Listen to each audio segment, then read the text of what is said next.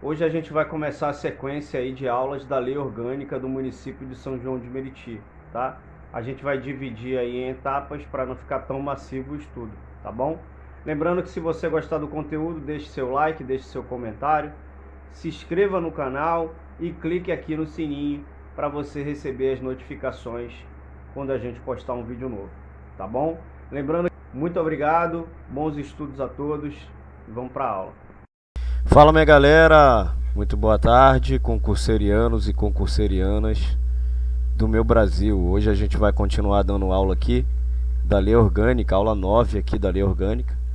Lembrando que a prova está muito perto, então se você quiser fazer um treinamento mais rigoroso, né, se você quiser fazer um treinamento aí mais concentrado, eu vou deixar aqui na descrição 50 questões da Lei Orgânica comentadas, criadas aqui pela nossa equipe, baseados na Banquian e baseados nas provas anteriores. Então, o treinamento com questões ele é muito eficiente. Então, se você quiser essas questões, eu vou deixar aqui embaixo também. Além disso, eu vou deixar também 50 questões também do Estatuto do Servidor e outras, se você achar necessário, eu vou deixar também aqui na descrição, tá? Além disso, você tem nosso e-book grátis de como você aprende mais rápido, como você grava as coisas mais rápidas. Então vou deixar aqui na descrição, além dessa aula em PDF e além também do meu WhatsApp e do nosso site, se você quiser solicitar as questões, beleza? Então vamos começar aqui falando do prefeito e do vice-prefeito no artigo 47. Então hoje a gente vai falar aqui da Lei Orgânica, do artigo 47. Então o que o artigo 47 diz? Ele diz que o poder executivo é exercido pelo prefeito municipal, auxiliado por secretários municipais. Então, o manda-chuva lá da prefeitura é o prefeito, né? Então, é ele que toma as decisões mais importantes do município. Tipo, onde vai investir o dinheiro, que políticas públicas implementar e outras coisas mais. E para dar uma mãozinha ali nessas tarefas, que são gigantescas, né? O prefeito tem os secretários municipais. Esses caras são como assessores do prefeito. Cada um é responsável por uma área específica, tipo saúde, educação e transporte. Juntos, prefeito e secretários trabalham para melhorar ali a vida da galera do município. Beleza? Então, o artigo 48, ele vai dizer o seguinte: a eleição do prefeito e do vice-prefeito para mandato de 4 anos dar-se-á mediante pleito direto e simultâneo realizado em todo o país. Isso significa que os eleitores de cada município brasileiro eles vão às urnas em um mesmo dia para escolher quem serão os responsáveis para governar a cidade nos próximos 4 anos. Essas eleições elas são organizadas pela Justiça Eleitoral e seguem regras e prazos estabelecidos pela lei. Por que isso é importante? A gente deve lembrar que o voto é obrigatório no Brasil, então todo cidadão que estiver em pleno gozo dos seus direitos políticos tem a obrigação de votar, ok? Artigo 49, ele vai dizer o seguinte, ó: o prefeito e o vice-prefeito tomarão posse em sessão da Câmara Municipal no dia 1º de janeiro do ano subsequente à eleição, às 10 horas, prestando compromisso de manter, defender e cumprir a Constituição Federal, a Constituição Estadual e esta lei orgânica, observar as leis e promover o bem geral do município. Então, o artigo 49, ele está dizendo o seguinte: no dia 1º de janeiro do ano seguinte à eleição, o prefeito e o vice-prefeito eleitos, eles vão tomar a posse por uma sessão solene realizada na Câmara Municipal no dia 1º de janeiro do ano seguinte à eleição.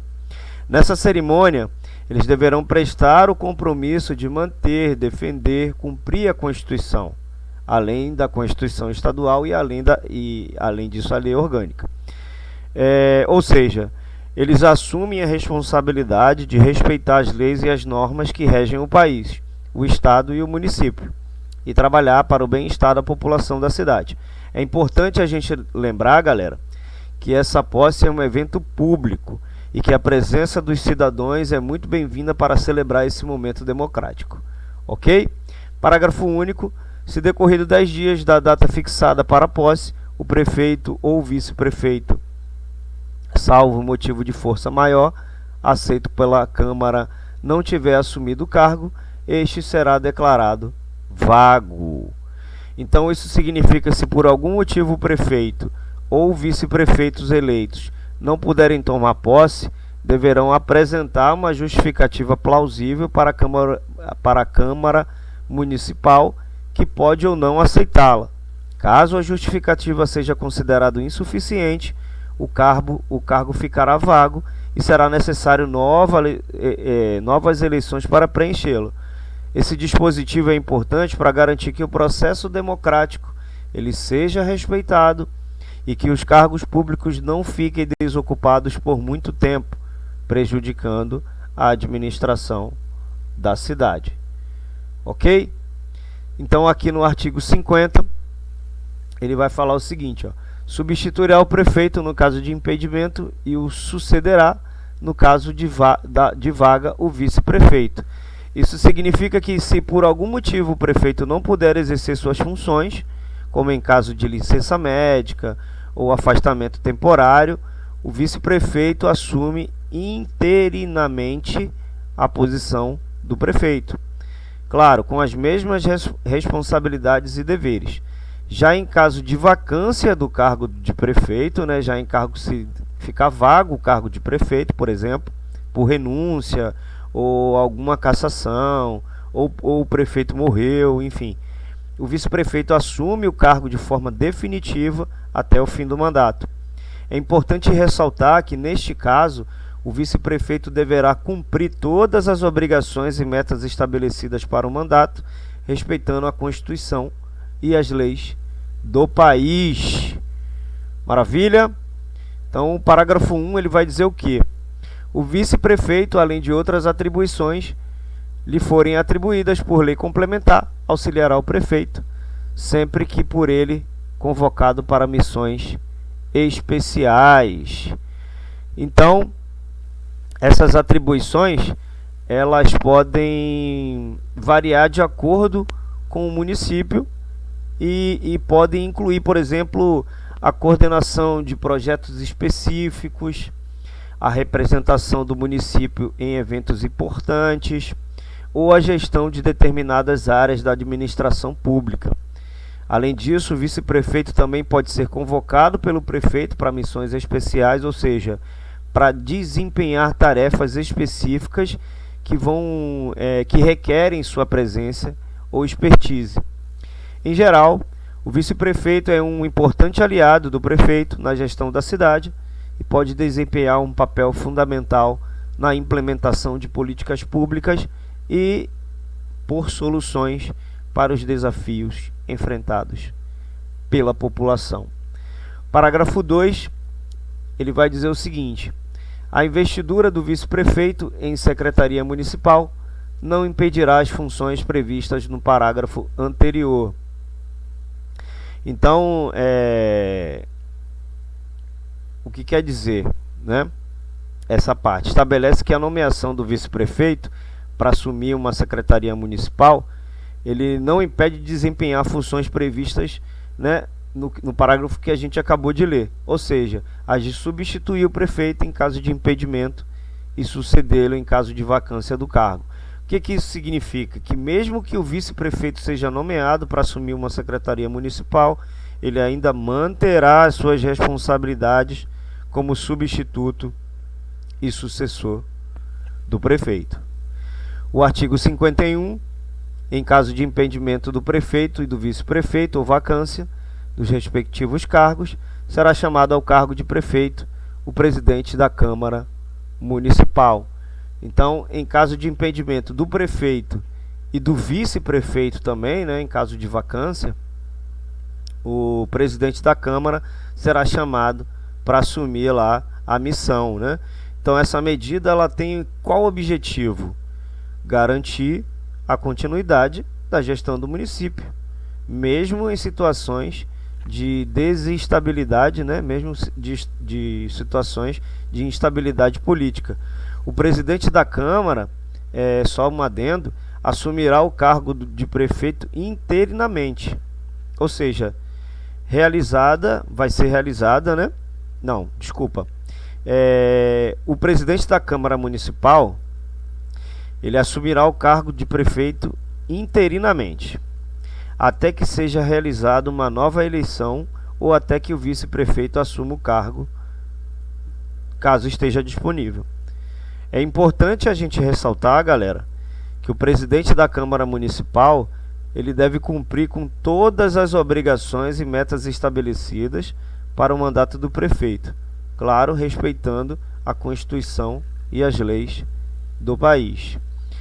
O artigo 52, o prefeito e o vice-prefeito não poderão, sem licença da Câmara Municipal, ausentar-se do município por período superior a 15 dias, sob pena de perda do cargo.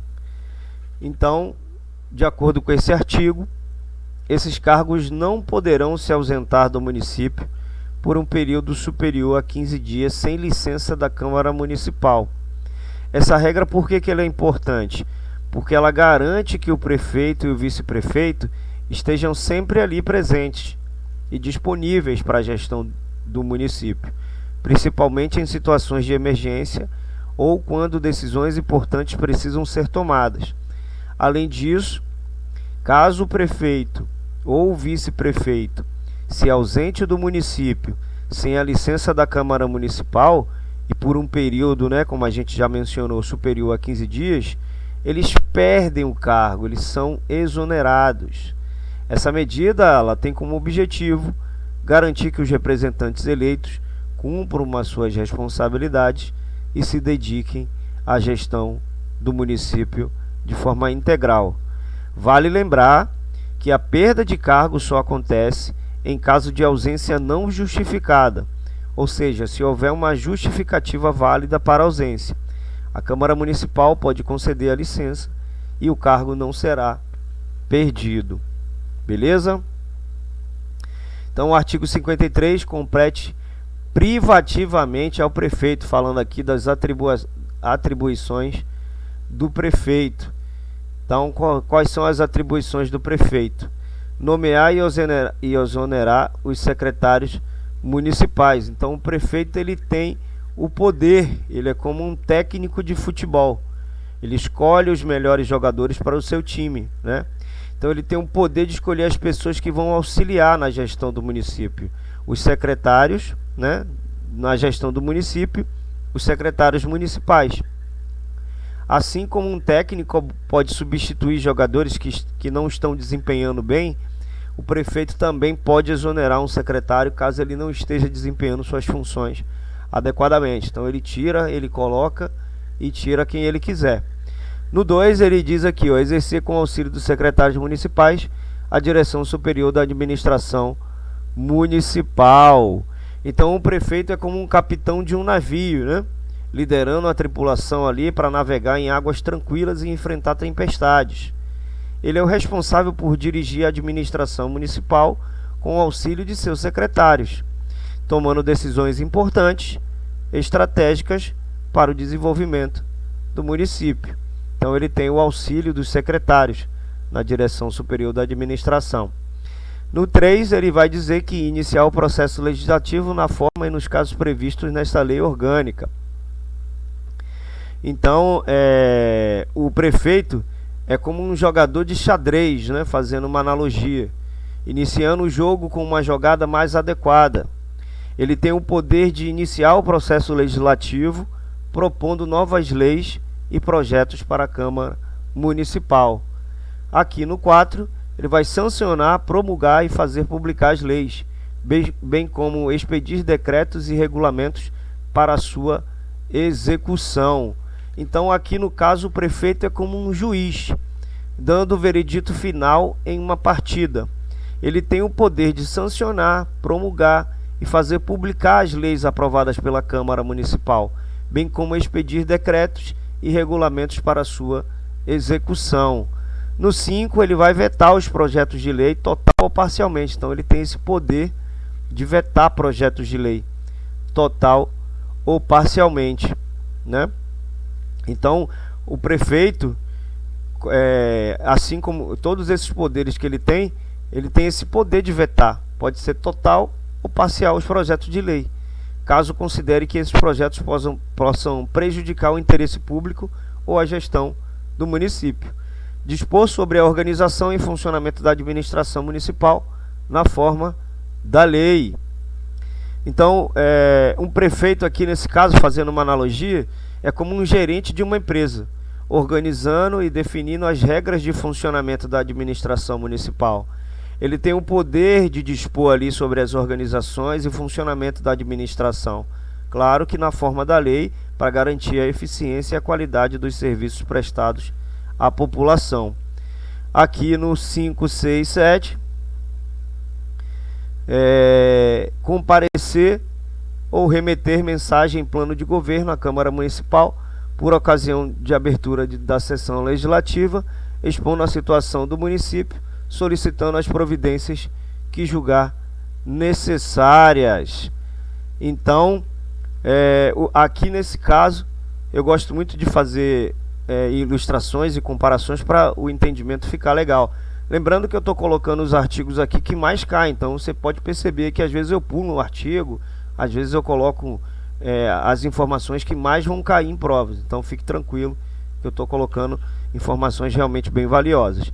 Então esse aqui, o 7, o prefeito é como um professor, né? Ele vai apresentar o plano de aula e a situação da turma aos alunos, fazendo aí uma comparação.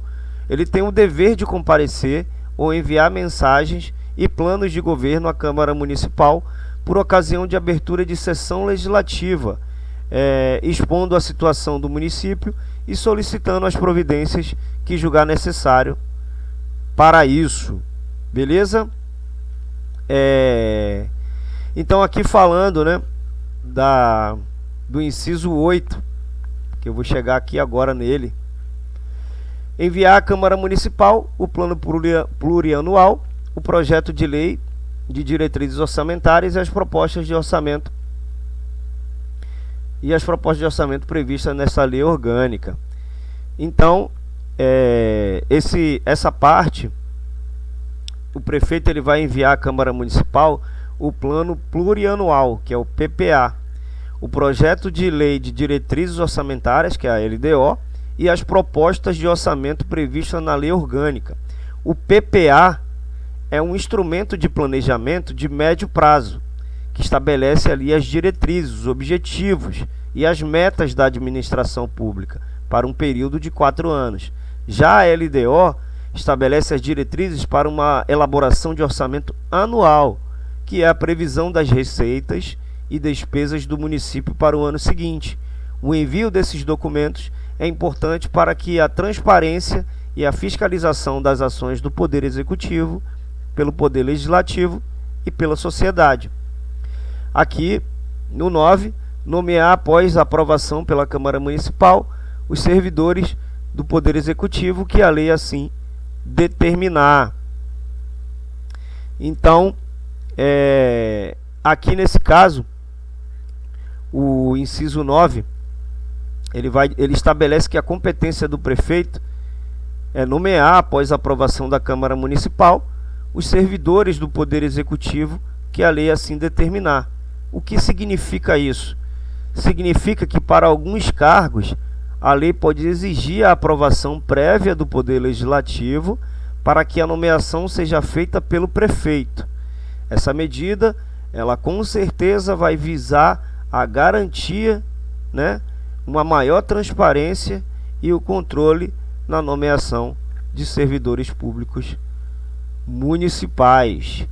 O 10, prestar anualmente à Câmara Municipal, dentro de 45 dias, após a abertura da sessão legislativa, as contas referentes ao exercício anterior. Então, aqui ele tem esse prazo de 45 dias, né? Essa prestação de contas ela deve ser referente ao exercício financeiro anterior e deve ser realizada de forma clara e transparente, detalhando todas as receitas, né, do município e as despesas da administração. É importante ressaltar que essa prestação de contas ela é fundamental para garantir a transparência e a responsabilidade na gestão dos recursos públicos municipais. Aqui no 11, prover e extinguir os cargos públicos municipais do Poder Executivo na forma da lei.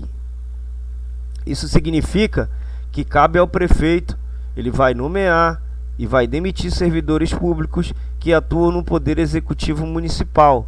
Claro, ele vai observar as normas e procedimentos estabelecidos pela lei, como a realização de concursos públicos, a avaliação de desempenho dos servidores e etc.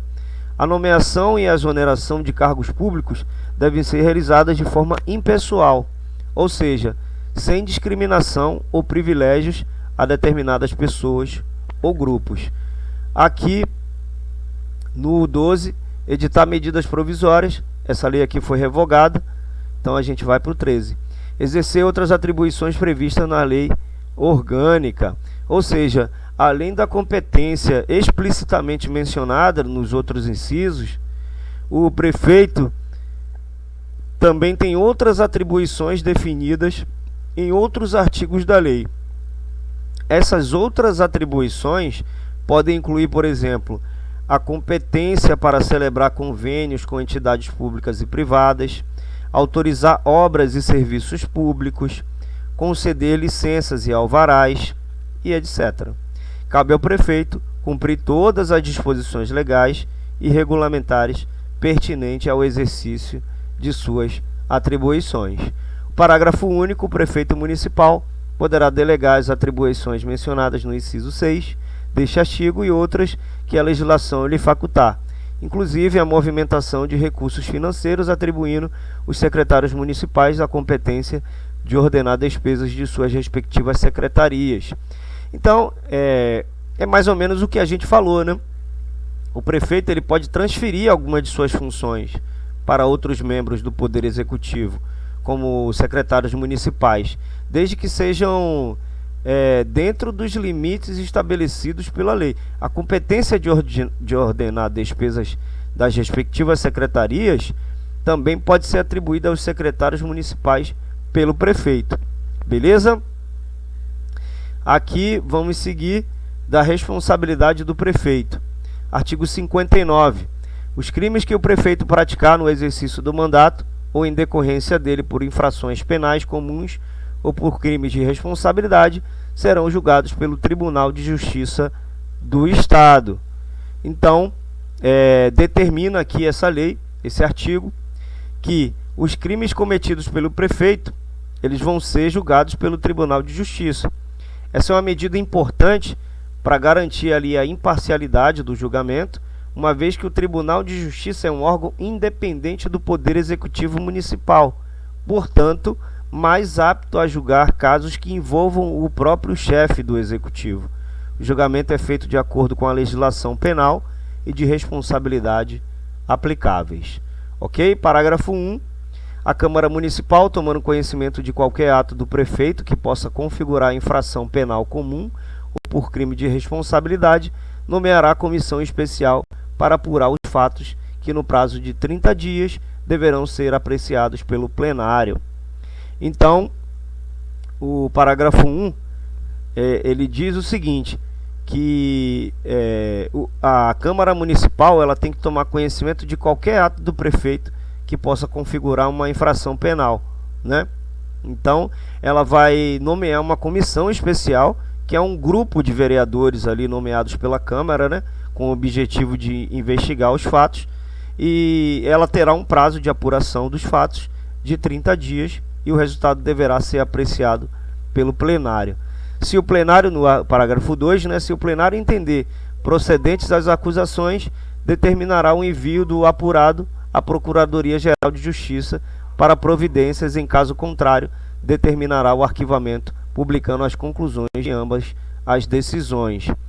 Então, no parágrafo 2 aqui, que a gente acabou de ler, é mencionado que, caso o plenário considere as acusações procedentes, o apurado deve ser enviado à Procuradoria-Geral da Justiça para as providências. Por outro lado, se considerar as acusações improcedentes, o caso deverá ser arquivado e as conclusões das decisões publicadas. Parágrafo 3. Recebida a denúncia contra o prefeito pelo Tribunal de Justiça, a Câmara decidirá sobre a designação de procurador para assistente de acusação. Então, o Tribunal de Justiça vai receber a denúncia, né, contra o prefeito. A Câmara Municipal vai decidir, então, sobre uma designação de um procurador, ou seja, um procurador, nesse caso, é um advogado que representa a Câmara Municipal no projeto, né, no processo. Ele atua em conjunto ali com o Ministério Público para defender os interesses da acusação. Então, ele vai atuar como assistente de acusação. Ok? Beleza, hoje ficamos por aqui.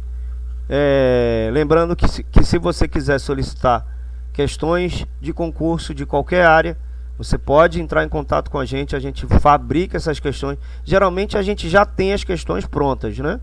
Mas de repente tem um assunto ali que você está procurando, de repente tem um material que é difícil de encontrar, e como a gente já faz esse estudo concentrado, olha, Tiago, eu gostaria de um assunto aqui de matemática X, gostaria de 50 questões, a gente faz um preço super legal e você pode solicitar aí essas questões, tá? Eu fico por aqui hoje, muito obrigado pela atenção de todos, agradeço muito o carinho aí pelas pessoas que estão gostando dessas aulas, tá bom? Muito obrigado e boa sorte, bons estudos.